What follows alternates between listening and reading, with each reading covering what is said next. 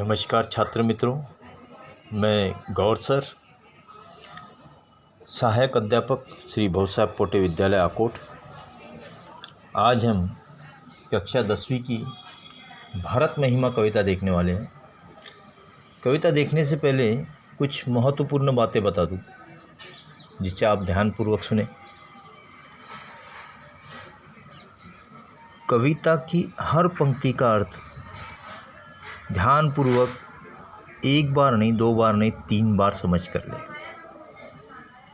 इस अर्थ पर ही कविता सब कुछ निर्भर करती है।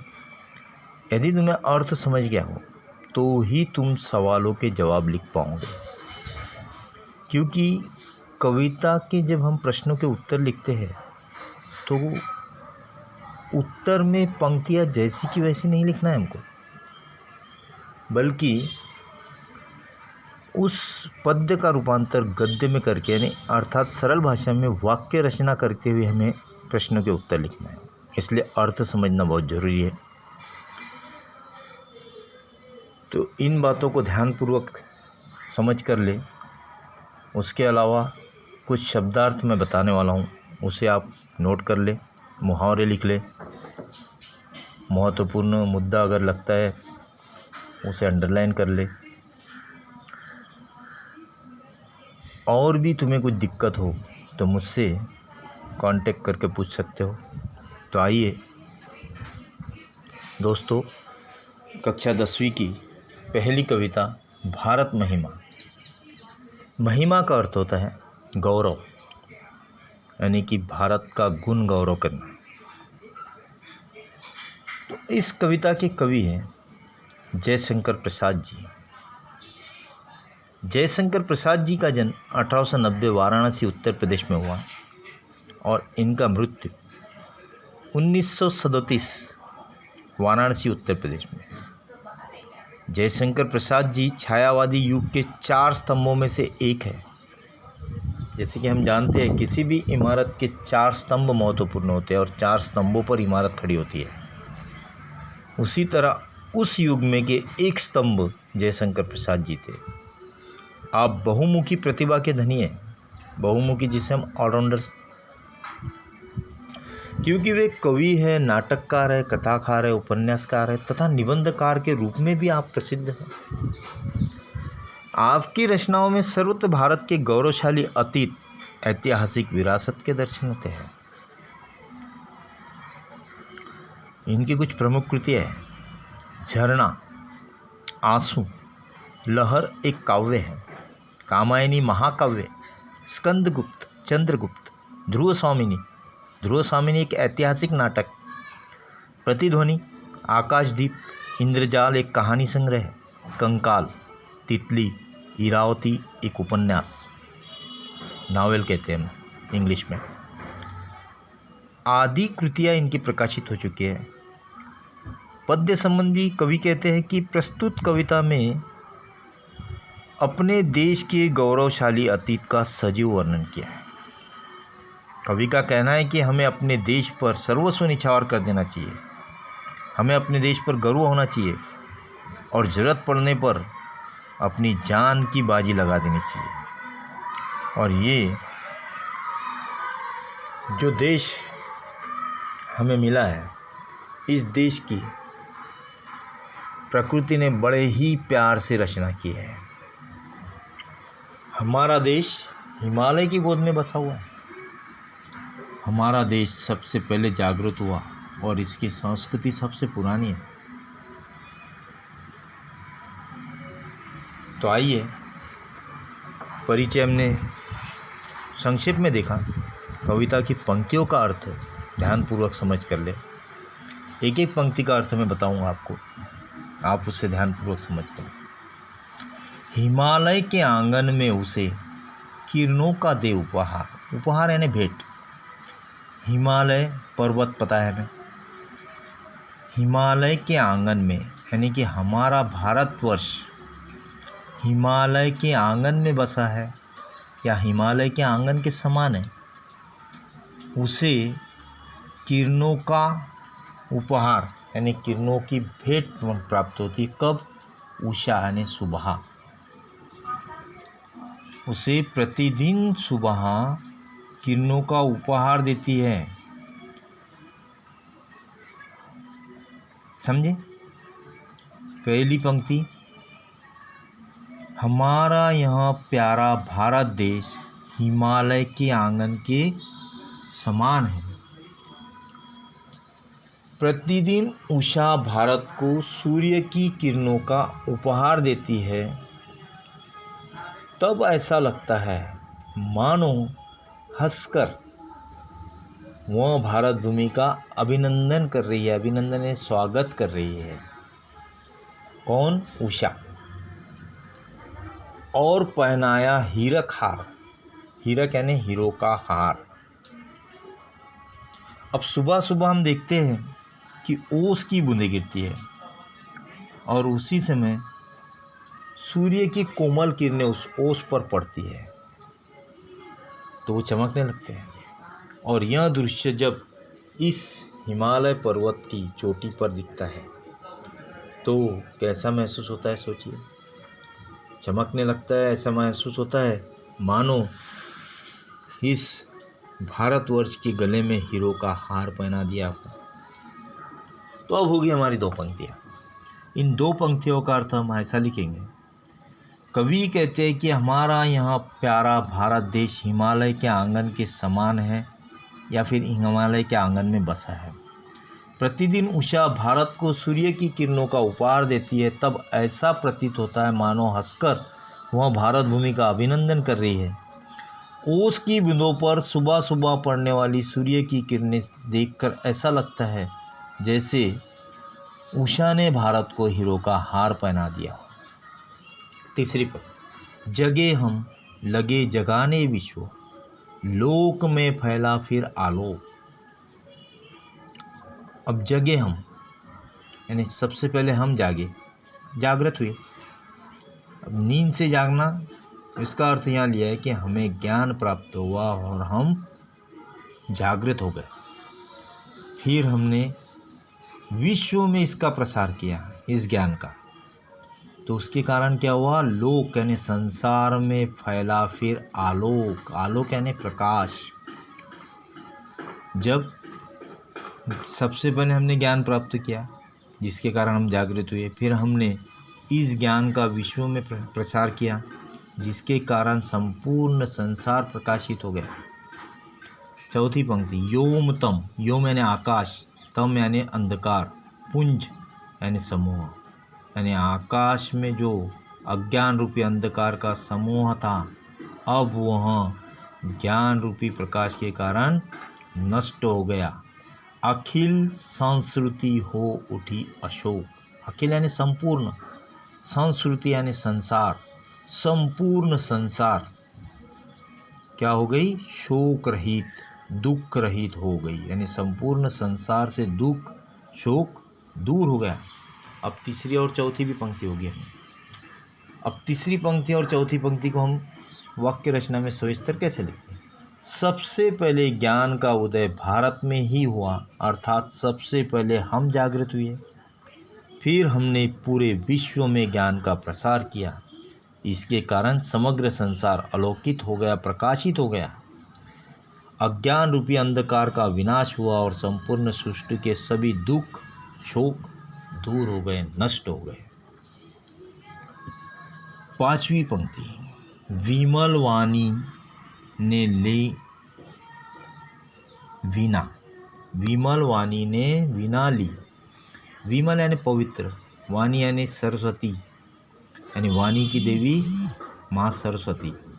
कमल कोमल, कर यानी हाथ, सप्रीत यानी प्रेम के साथ। अब इस पांचवी पंक्ति का अर्थ सरल है। वाणी की देवी माँ सरस्वती ने इसी पवित्र भूमि पर प्रेम के साथ अपने कमल जैसे कोमल हाथों में वीणा उठाई। फिर क्या हुआ? उसकी झंकार से, वीणा की झंकार से सप्त सिंधुओं में, सातों सिंधुओं में सप्त स्वर, सात स्वर गूंजने लगे और मधुर संगीत का जन्म हुआ। और इसी महान देश में संगीत के वेद यानी कि सामवेद की भी रचना हुई। अब यहाँ पहला पद्यांश हमारा खत्म हुआ। पहला पद्यांश का मैं सविस्तर अर्थ अभी मैंने लाइन टू लाइन बताया हूँ।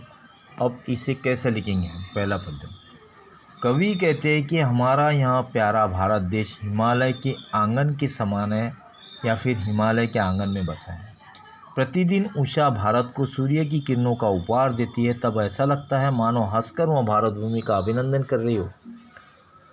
ओस की बूंदों पर सुबह सुबह जब सूर्य की कोमल किरणें पड़ती है तो ऐसा प्रतीत होता है जैसे उषा ने भारत को हीरो का हार पहना दिया हो।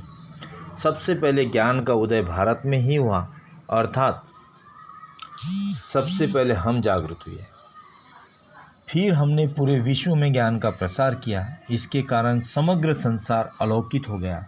अज्ञान रूपी अंधकार का विनाश हुआ और संपूर्ण सृष्टि के सभी दुख शोक दूर हो गए। वाणी की देवी माँ सरस्वती ने इसी पवित्र भूमि पर प्रेम के साथ अपने कमल के समान कोमल हाथों में वीणा उठाई। उसकी झंकार से सप्त सिंधुओं में सातों स्वरों की मोहक सरगम गूंजने लगी। मधुर संगीत का जन्म हुआ। इसी महान देश में संगीत के वेद सामवेद की भी रचना हुई। तो यहाँ तक पहला पद्यांश हुआ। आइए दोस्तों दूसरा पद्यांश देखते हैं। विजय केवल लोहे की नहीं, धर्म की रही धरा पर धूम। धूम यानी प्रचार। विजय केवल लोहे की नहीं, लोहा यानी शस्त्र, यानी हमारे भारत के लोगों ने केवल शस्त्रों के बल पर ही विजय प्राप्त नहीं की, देशों को जीता नहीं, बल्कि यहाँ तो प्राचीन काल से ही अपने धर्म के प्रचार की भावना रही है। और भिक्षु होकर रहते सम्राट, दया दिखलाते घर घर घूम, और उन्होंने संसार में धर्म का प्रचार किया। यहाँ तक तुमने देख लिया। और यहाँ भिक्षु होकर रहते सम्राट, सम्राट होते हुए भी, अब सम्राट जैसे कि गौतम बुद्ध, वर्धमान महावीर, सम्राट अशोक जैसे धर्म पुरुष हुए, जिन्होंने विशाल साम्राज्य छोड़कर भिक्षु का स्वरूप धारण किया और घर घर घूम लोगों को कष्ट दूर करने का प्रयास किया। तो यहाँ पहली दो पंक्तियाँ कवि कहते हैं कि भारत के लोगों ने केवल शस्त्रों के बल पर देशों को नहीं जीता, बल्कि यहाँ तो प्राचीन काल से ही लोगों के मन में धर्म की प्रखर भावना रही है और उन्होंने संसार में धर्म का प्रचार किया है। यहाँ गौतम बुद्ध और वर्धमान महावीर जैसे धर्म पुरुष, सम्राट अशोक जैसे धर्म पुरुषों ने विशाल साम्राज्य छोड़कर भिक्षु का स्वरूप धारण किया और घर घर घूमकर लोगों का कष्ट दूर करने का प्रयास किया, धर्म का प्रचार किया। गोरी को दिया दया का दान। गोरी यानी कि मोहम्मद गोरी, चीन को मिली धर्म की दृष्टि। हमने मोहम्मद गोरी को भी पराजित करने के बाद भी दयापूर्वक क्षमा कर दिया, दया का दान दे दिया। चीन को मिली धर्म की दृष्टि, हमारे ही देश से चीन को भी धर्म की दृष्टि प्राप्त हुई है। हमारे देश से ही चीन में हमने महान सम्राट अशोक ने अपने पुत्र महेंद्र और उनकी ही पुत्री संघमित्रा को बौद्ध धर्म के प्रचार के लिए चीन में भेजा था।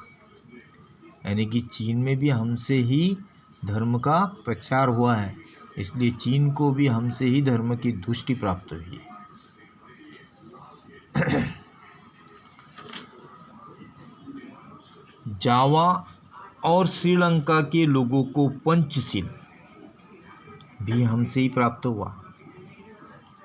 मिलाता स्वर्ण भूमि को रत्न। शील की सिंहल को भी सृष्टि। सिंहल यानी श्रीलंका।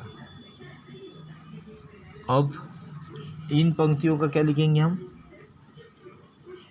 स्वर्ण भूमि अर्थात जावा और श्रीलंका को भी हमसे ही पंचशील प्राप्त हुई। पंचशील क्या है? अहिंसा, अस्तेय, अपरिग्रह, सत्य, ब्रह्मचर्य। तो ये पंचशील के सिद्धांत भी हमारे देश से ही किन्हें प्राप्त हुआ है? स्वर्ण भूमि यानी कि जावा और श्रीलंका को भी हमारे देश से ही प्राप्त हुआ है। श्रीलंका के लोगों को पंचशील भी हमारे ही देश से प्राप्त हुआ है। अब ये दो पंक्तियाँ कैसे लिखेंगे हम? सरल सरल। गोरी को हमने पराजित करके भी दया का दान दिया और चीन को भी हमसे ही धर्म की दृष्टि प्राप्त हुई। स्वर्ण भूमि यानी कि जावा और श्रीलंका जैसे राष्ट्र को तथा शील की सिंहल श्रीलंका जैसे राष्ट्र को भी हमारे ही राष्ट्र से पंचशील के सिद्धांत प्राप्त हुए। भारतवासियों ने कभी किसी की संपत्ति किसी का हमने छीना नहीं, यानी कि भारतवासियों ने कभी किसी की संपत्ति या राज्य को छीनने का प्रयास नहीं किया। प्रकृति का रहा पालना यही। हमें तो प्रकृति ने प्रत्येक वस्तु मुक्त हस्त से प्रदान किया है, यानी हमें छीनने की जरूरत ही नहीं पड़ी। हमें तो प्रकृति ने सब कुछ दिया है। इसीलिए तो हमारे राष्ट्र को गरीबों की बस्ती का अमीर राष्ट्र कहते हैं कि प्रकृति ने हमें भरपूर दिया है। हमारी जन्मभूमि थी यहीं, कहीं से हम आए थे नहीं। प्रकृति की हमारे देश पर महान कृपा रही और भारत सदा से ही हमारी जन्मभूमि है। हम इसी देश की संतान हैं। हम बाहर के किसी स्थान से आकर यहाँ नहीं बसे हैं, जैसा कि कुछ विदेशियों का यहाँ पर बसा हुआ काम हम देखते हैं। तीसरा पद्य। चरित ते पूत, भुजा में शक्ति, नम्रता रही सदा संपन्न। हृदय के गौरव में था गर्व, किसी को देख ना सके विपन्न। विपन्न यानी गरीब।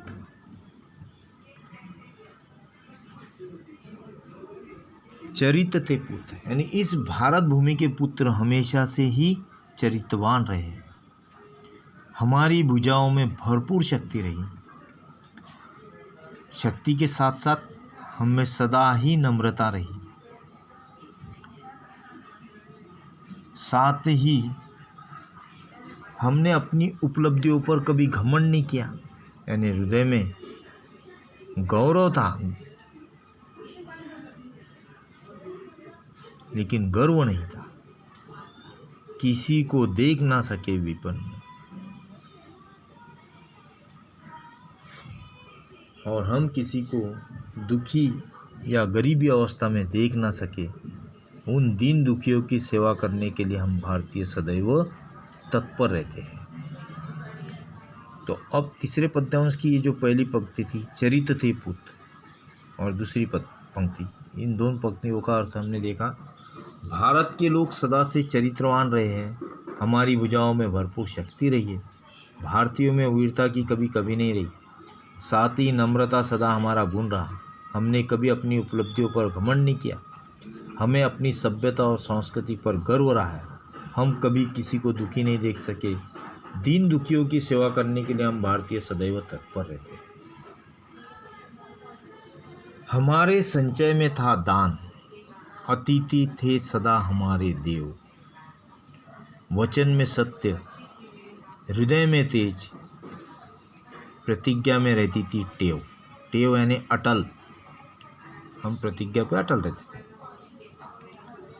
तो अब तीसरी पंक्ति देख रहे हैं हम यदि धन और संपत्ति का संग्रह करते थे भी तो दान के लिए, यानी हमने संचय किया तो सिर्फ दान के लिए। संचय यानी संग्रह। तो कवि ये कहते हैं कि हम यदि धन और संपत्ति का संग्रह करते भी थे तो दान के लिए करते थे। दान वीरता भारतीयों का गुण रहा है।